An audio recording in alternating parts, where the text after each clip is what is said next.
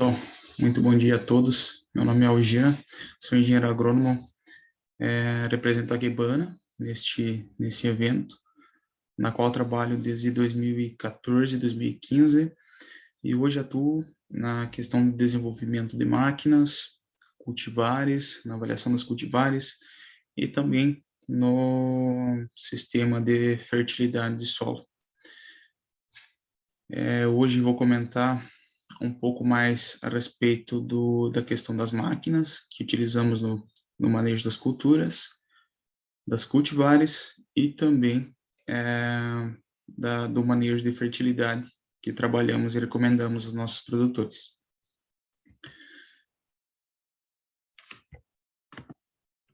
Então, hoje a Guebana ela trabalha na questão de desenvolvimento do sistema de produção em parceria com diversas entidades e também produtores. Dentro das instituições de pesquisa, trabalhamos com universidades regionais do Oeste, Sudoeste e Norte do Paraná, e a PAR, que hoje é o IDER, né, e as Embrapas. E temos alguns apoios financeiros nacionais e internacionais com alguns projetos para desenvolvimento das tecnologias e organizações privadas, tanto de assistência técnica, quanto de insumos, e empresas também de desenvolvimento de equipamentos. Temos algumas unidades de ensaio, né? Unidades de ensaios regionais com universidades e com produtores parceiros, na qual a gente vem avaliando as cultivares, as máquinas, alguns sistemas de adubação, e também na questão do desenvolvimento dos equipamentos e no manejo geral, pensando em realizarmos um trabalho com unidades de referência para a prospecção da tecnologia desenvolvida. E também trabalhamos com ensaios específicos, né, dentro de laboratórios, principalmente para avaliação de produtos para controle biológico de pragas e doenças, blocos a campo, no caso das cultivares, e em lavouras comerciais, como é o caso das avaliações das máquinas e equipamentos. Pensando em manejo de fertilidade, então, o sistema orgânico, a gente segue uma linha muito bem definida no que se refere à avaliação. Então, o primeiro passo de suma importância, né? Claro, a amostragem bem feita, isso não é diferente para os sistemas de produção, utilizando principalmente a pá, né? Na questão da amostragem, trabalhamos com a pá de corte, e hoje temos estamos iniciando um sistema de agricultura de precisão, aí com os quadriciclos convencionais equipados com roscas, né? Profundidade, né? Varia muito com relação ao sistema, se é um sistema já implantado, se é um sistema de cultivo mínimo já estabelecido, ou se ele segue um sistema de manejo de solo intensivo. Então, ele vai variar a profundidade da amostragem. Questão de extratores é uma especificidade que trabalhamos, especialmente em áreas que têm trabalhado com fosfato natural, trabalhamos com resina ao invés do melich, pela questão aí de solubilidade do insumo.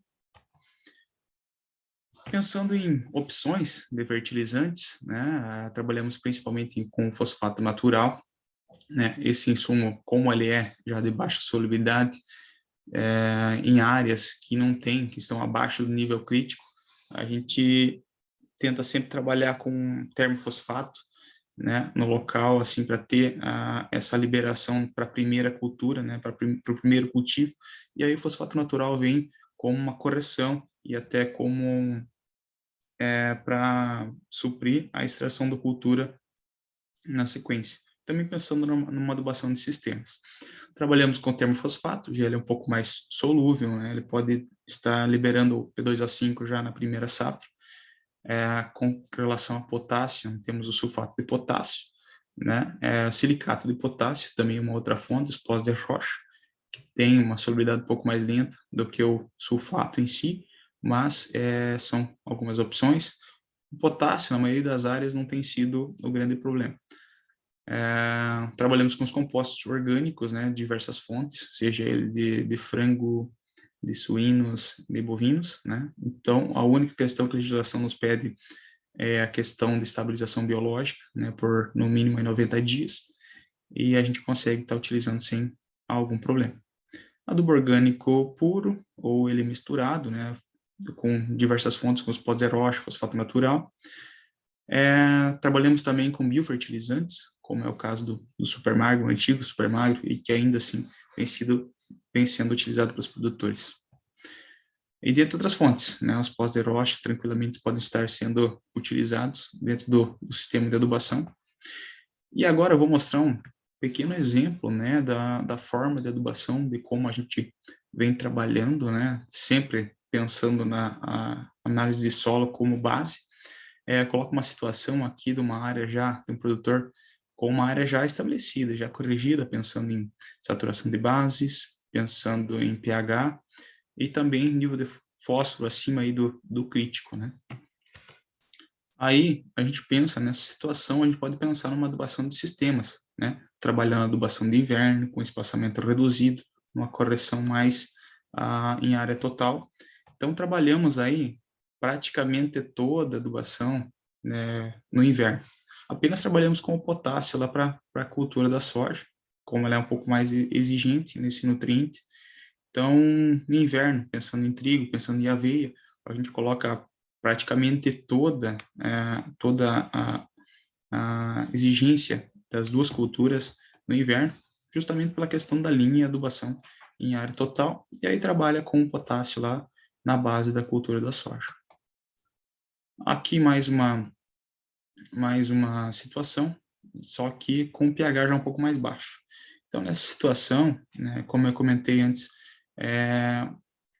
a gente pode, como tem teores, nível altos de fósforo no solo, ali pensando em 27 miligramas, né, a gente pode estar utilizando tranquilamente o fosfato natural, que é um nutriente já de liberação mais gradual,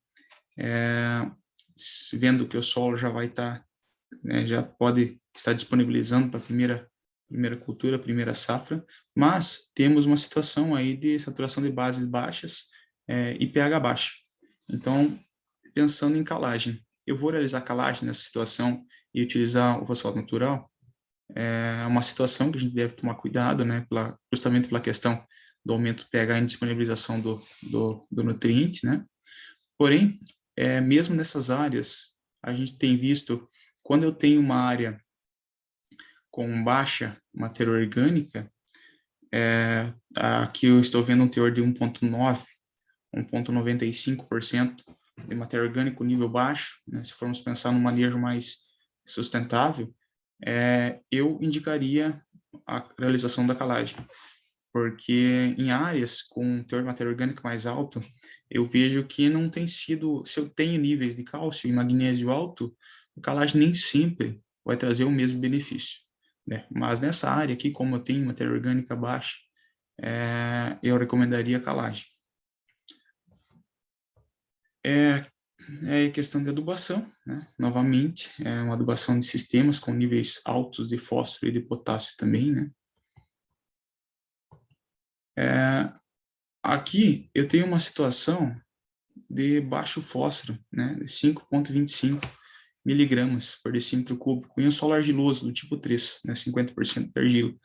E aqui é uma situação que eu tinha comentado antes que é interessante eu estar utilizando um fertilizante um pouco mais solúvel, né, para conseguir fornecer para as culturas de primeiro ciclo, né, digamos assim. Então, ou trabalhar com um mix, né, com uma mistura de fosfato natural, né, fazendo uma adubação e trabalhando com termofosfato na base da cultura, para atender a demanda inicial.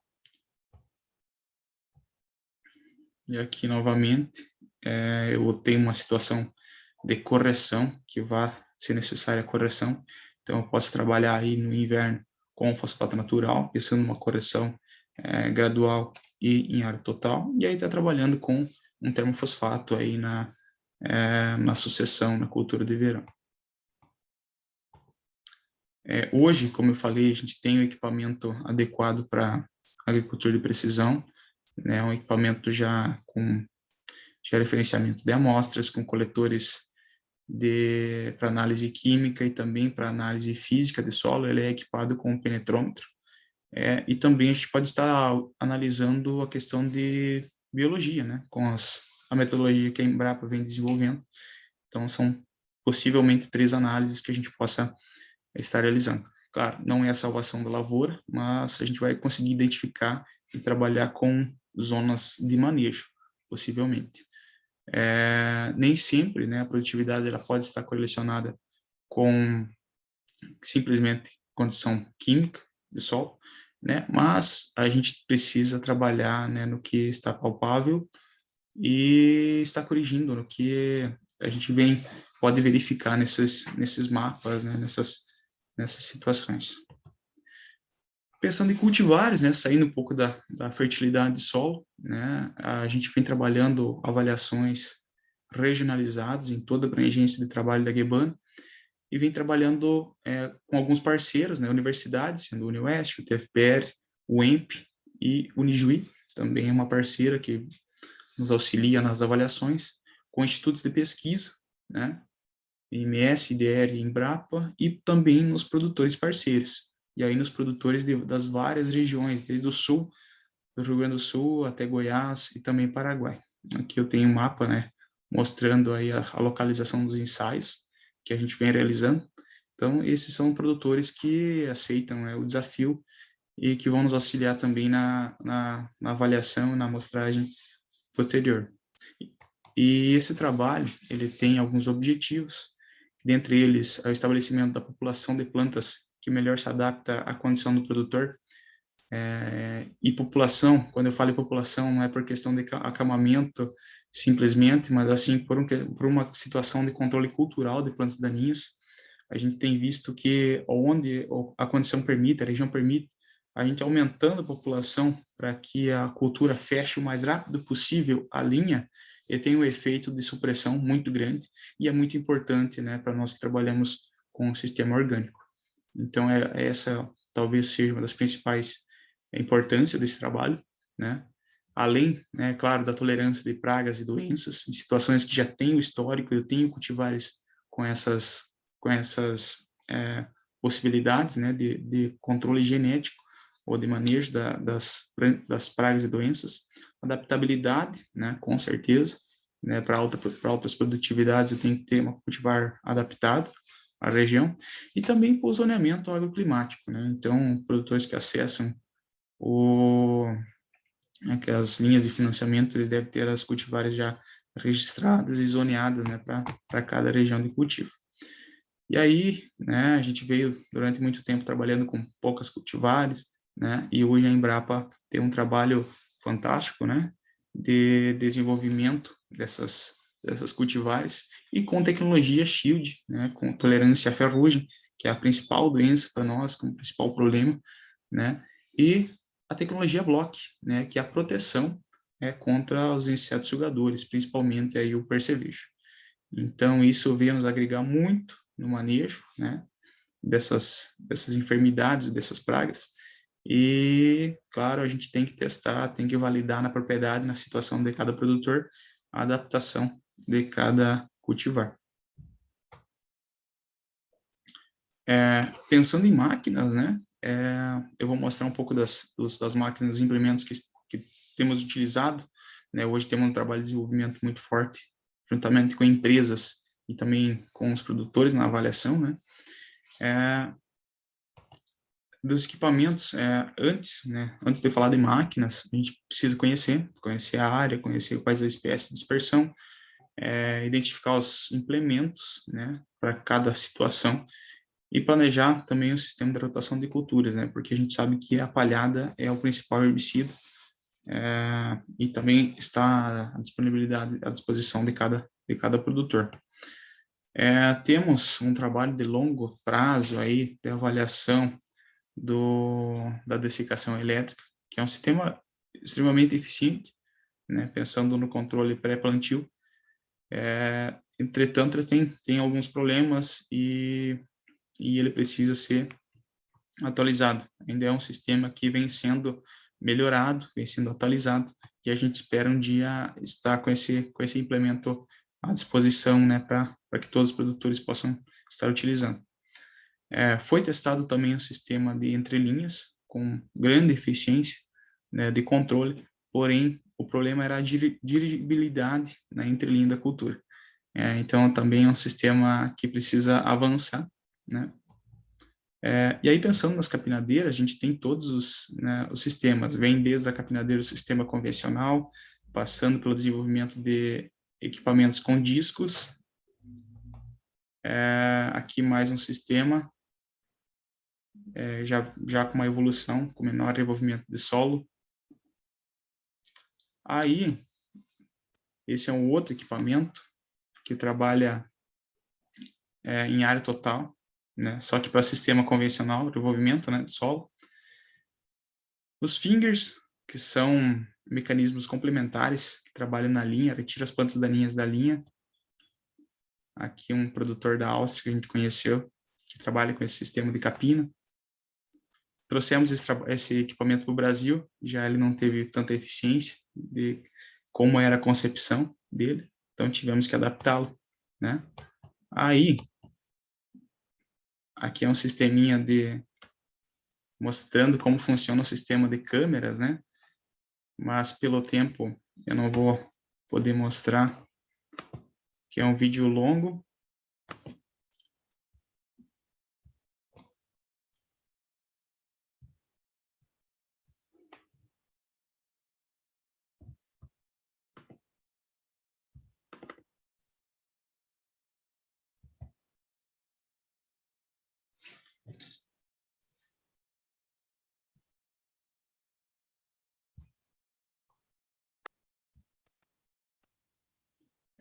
Ajustamos o implemento, né, que inicialmente era para desenvolvimento de solo, agora com discos horizontais, né, o sistema já foi outro, já reduziu a mobilização de solo.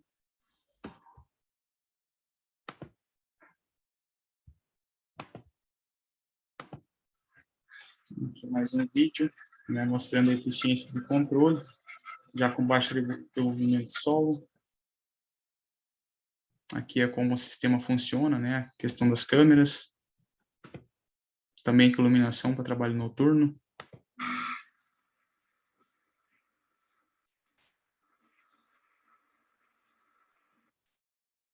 Aqui um antes e um depois, como ficou o trabalho.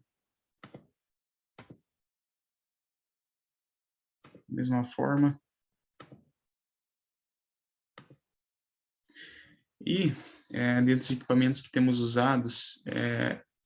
temos a capinadeira, que hoje evoluiu bastante, já não trabalhamos mais com discos horizontais, trabalhamos com hastes aladas, que tem um envolvimento muito menor, né?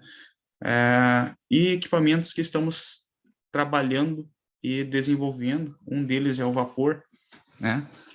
Pensando num controle de plântulas, eu vejo que é bem eficiente, trabalhando com vapor, óleos aquecidos, né? Temos algum trabalho em curso já, em parceria, e aqui a nossa base, né? Tem equipamentos hoje na Europa que já trabalham com dessecação a vapor, especialmente em frutas, né? Na base das árvores, das plantas, e a nossa ideia é adaptar isso para a entrelinha das culturas, tendo com certeza menor revolvimento de solo, que é o nosso principal objetivo, além do controle de plantas daninhas, né? Temos também roçadeiras para entrelinha. Esse aqui é um equipamento que a gente teve como base para o desenvolvimento, né? Um equipamento que um produtor adaptou, e hoje a gente tem equipamento já comercial para roçada na entrelinha, então mobilização zero do solo, né?